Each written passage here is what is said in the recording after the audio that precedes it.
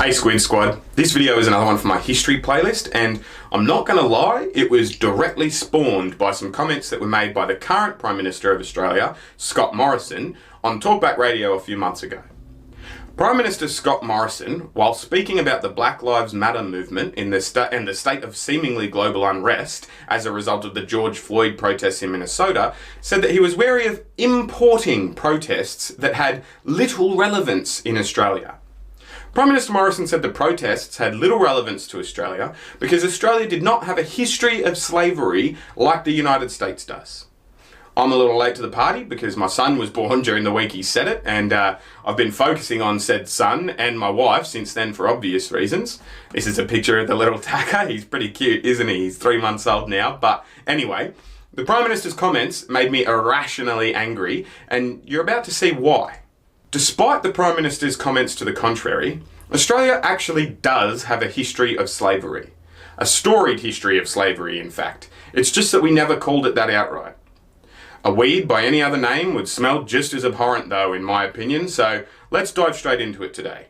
A warning to any Aboriginal or Torres Strait Islander viewers, some of the graphics I'll be displaying alongside myself here may be distressing to you and will feature images of people who have since passed away, so click away now or during the title if you need to, no offence taken. These are my patrons, give me your money like they give me their money, if you like me like they do, let's get into it.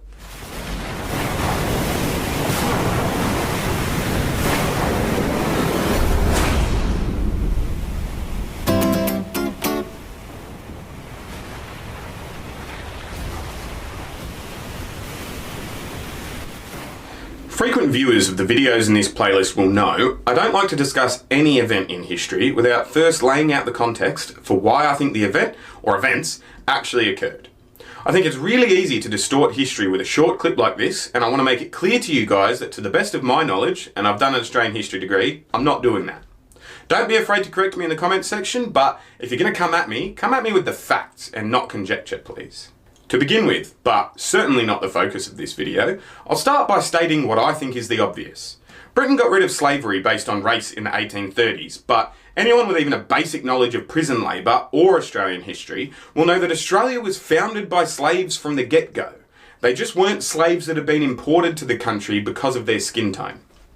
They became slaves because they were petty criminals in some cases. The cliche of stealing a loaf of bread is a good example of that. Or hardcore criminals in other cases, rapists and murderers, etc.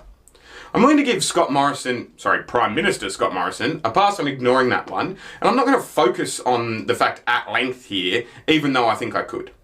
There are plenty of racially based situations of slavery that I'm choosing to focus on instead. I did think it was worthy of a mention that the leader of the country forgot how it was founded for a second there though, because it seems a bit bonkers to me, but I digress. We're also not going to dive into the cesspit that is the current state of human trafficking in this video. According to the publication The Conversation, roughly 15,000 people are subject to modern slavery in Australia as you watch this. Currently. Now.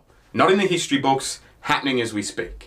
Glossing over that before we do dive in properly, I simply wanted to point out yet another example of the PM being tone deaf at best and willfully ignorant at worst. Let's talk about slavery in the context that most of us are all used to though. The context's most similar to chattel slavery for an easy parallel. Chattel slavery being American slavery for my friends who aren't up on the correct lingo. I'm talking about the forced and unpaid labour of working in the fields, the house, the kitchens, etc, etc. Across the years, Australians utilised various forms of slavery, or they had various channels to obtain people who they then made fill the role of slave, at any rate. I apologise in advance if you find any of these terms offensive. I'm trying to educate, not offend. From convicts, they went to coolies, and from coolies to blackbirding. From blackbirding to the various misdeeds of the pearling industry, as well as all the rest. All the while taking advantage of Aboriginal Australians at the same time. And I'll explain all of those terms throughout this video, so stay tuned. From the early stages of British colonialism, all the way up to the 1960s, yes, 1960s, Aboriginal and Torres Strait Islander people were used as unpaid labour in many sectors of the Australian industry. From pearling to harvesting to marsupial eradication and even prostitution. In return for their labour, Indigenous peoples were often given small rations of opium, tobacco, or rum in a deliberate attempt to get them addicted and keep them coming back. And I'll say unequivocally right now, if you're tippity-tap typing away in the comments section, well, if they were paid in opium or tobacco, that's not slavery, just fuck off and don't waste either of our time. Leave a dislike on the video on your way out. I don't care. The comments section is reserved for intelligent discussion, and your perspective does not fit the prerequisite conditions to have that discussion. Trade in Aboriginal children was rife in the early days of so-called Australian pioneering. Pastoralists were empowered by folks such as Governor Lachlan Macquarie, who fans of this channel will know I don't like, who said on the expanding of farmland and exploration across the country that on any occasion of seeing or falling in with the natives, they are to be called upon to surrender themselves to you as prisoners of war. If they refuse to do so, make the least show of resistance, or attempt to run away from you, you will fire upon them and compel them to surrender, breaking spears and clubs of all those you choose to take prisoner. Such natives that happen to be killed on such occasions are to be hanged on trees in conspicuous situations, so as to strike the survivors with the greatest terror. So, to translate from colonial warlord into everyday English, that was Governor Macquarie saying, yeah, expand on your land, kill and enslave everyone that's in your path, we'll write it off as being a part of the war, and we named a goddamn university after the asshole. It's a bit hard to compel someone to surrender as an aggressor on their land when you don't speak their language, nor they yours, but again, I digress. And I can already hear the devil's advocate heroes now, right? I've had this exact conversation with many a closeted bigot and many a racist uncle, so I came prepared and can see the arguments that will be made. The argument being that the things I just outlined with Governor Macquarie were regrettable ramifications of the British arriving and the forming of Australia as we know it today. Putting aside the racial undertones in that sentiment and taking it on face value, again, I'm making sure you're aware that I don't feel this way and I'm about to argue against the following point. The point is often made to me that you can't make an omelette without breaking a few eggs. And to that, simply, I would say stuff the omelette then. If the eggs in this metaphor are human lives, fuck the omelette. Let's not make it. I'll eat something else, thanks. But again, I'm off on a tangent. For those who shrug Aboriginal slavery off as not real slavery, I have some more examples that will definitely fit your narrow-minded view. Coolies were, in short, unpaid labourers from India and China at various times across the history of Australia, and they filled the same roles within white Australia that would otherwise be subjected to Aboriginal people. Coolie is an offensive term on par with the N-word in India, so for that I apologise to any Indian viewers who were offended just now. Let me know in the comments below. I'll avoid saying it again just in case for the rest of the video. In short, people referred to that way were people who had been sold or traded from India and China to work in places such as plantations, railway construction and distilleries. Once again, they were usually unpaid, or they were paid in lodging or small amounts of opium or tobacco by free settlers and the government of the day.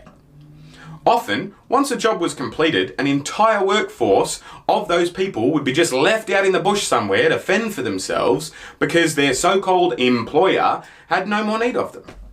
This led to the Indian and Chinese workers having to accept similar pastoral positions to the Aboriginal folks who were already working in the fields in exchange for a roof over their heads. In 1863, due to the American Civil War, there was a shortage of cotton worldwide. A bloke in the north of Australia, named Robert Towns, decided he would try to fill that gap in the market, and he invented what we now know as blackbirding.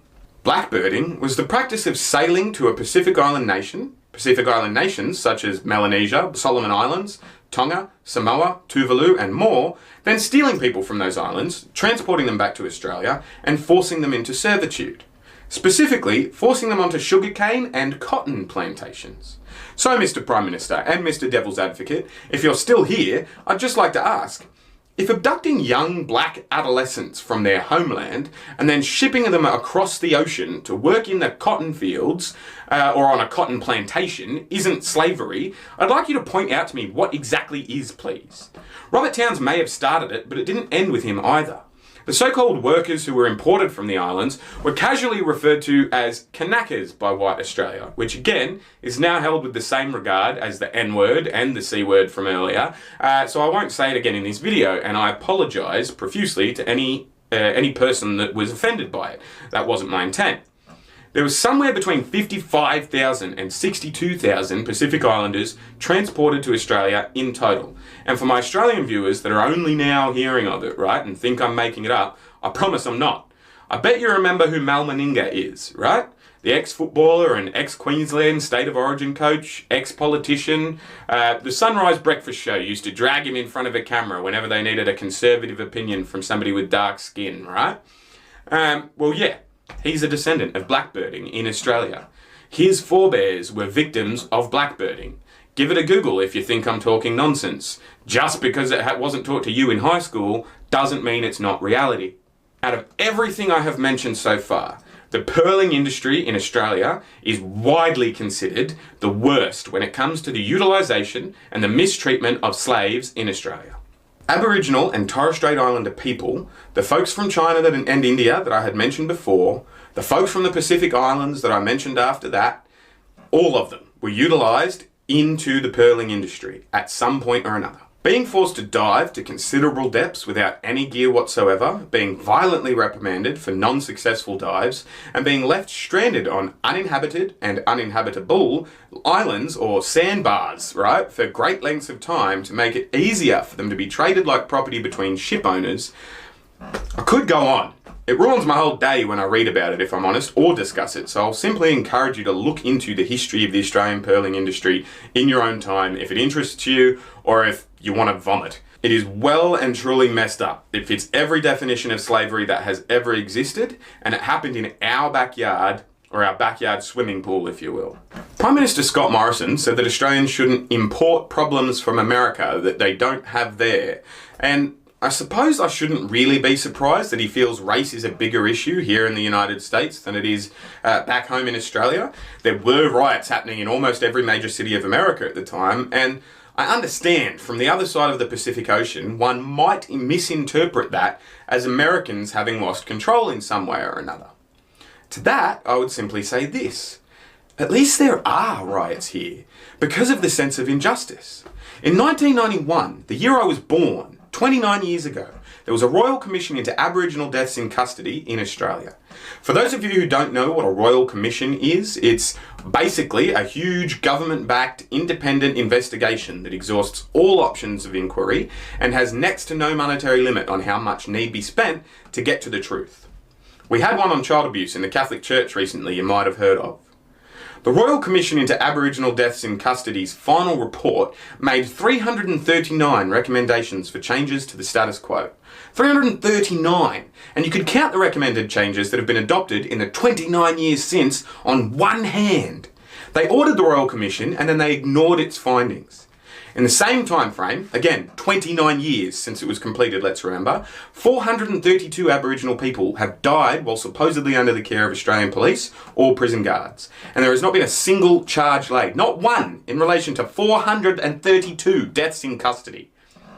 I didn't want to, but since the Prime Minister did, let's compare the pair, shall we? Since the rioting in America began after the George Floyd murder, and it was murder, the following has come about. Minneapolis has disbanded the police force as they knew it, and they are in the process of setting up new models for ensuring people's safety. This will apparently not include an armed police presence. New York repealed a decades-old bill that kept officer notes from an event as a secret. They're now on the public record and open to investigation, which makes the police force inherently more accountable. California, Nevada, Texas, Washington DC, and probably more states since I wrote this have banned the use of chokeholds by police. Congress passed federal legislation demanding all police officers are to wear body cams and dashboard cameras, and they are to be all in working order. Cops, the TV show, was cancelled after 32 years of glorifying their violence, and loads more. Desperate times call for desperate measures, and as a nation born from revolution and rioting, Americans are acutely aware of what desperate actions actually are supposed to look like. Martin Luther King Jr. said that riots were the language of the unheard, and in America, riots get shit done. Just ask the folks at the Boston Tea Party. When American rioters see a problem, lower levels of American government attempt to solve it within weeks of shit being broken. When Australians use the full power of their government to investigate a problem via a royal commission over the course of a 4-year investigation, they ignore the final recommendations for 3 decades. The Prime Minister is deflecting valid criticisms by creating a straw man to argue against and suggesting Australia has somehow got the moral high ground when comparing the two countries, which, spoiler alert, it bloody doesn't. The Prime Minister said that Australians should not import the troubles of other nations into their own, but the issues he speaks of were entirely homegrown in the first place, and he'd know that if he respected the country he's leading enough to learn about its damn history. I'll finish the video up by including a snippet from the somewhat dated documentary called Sugar Slaves, which is linked in my must-see but not mine playlist and in the description if you want to watch the whole thing. Then that'll be the end of this video though, guys. If you found it informative, please leave me a like, share it with your mates and help me beat the algorithm.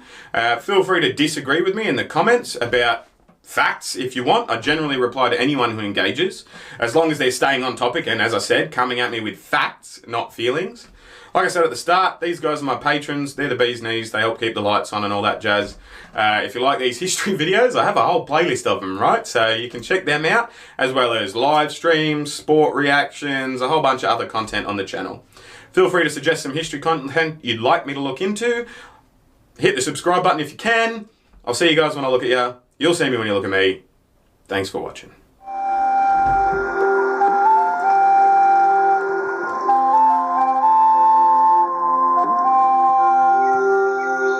Monica's father and both of Joe Leo's grandparents were taken from the same beach on the same raid. To his astonishment, Joe discovers that the events of a single afternoon a century ago are still remembered on the island.